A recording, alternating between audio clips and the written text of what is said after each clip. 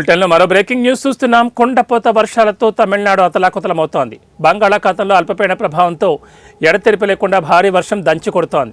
దీంతో చెన్నై సహా పలు ప్రాంతాలు జలదిగ్బంధంలో చిక్కుకొని విలువెల్లాడుతున్నాయి.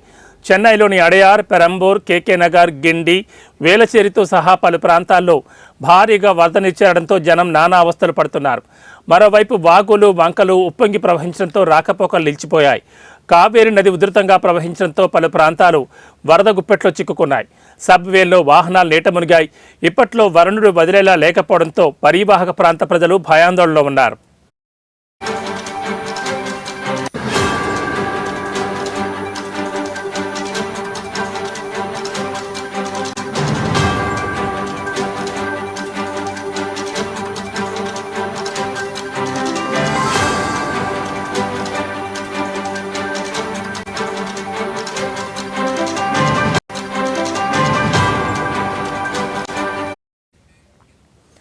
కొండపోత వర్షాలతో తమిళనాడు అతలాకుతలమవుతోంది.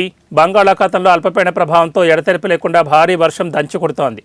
దీంతో చెన్నై సహా పలు ప్రాంతాలు జలదిగ్బంధంలో చిక్కుకొని విలవెల్లాడుతున్నాయి.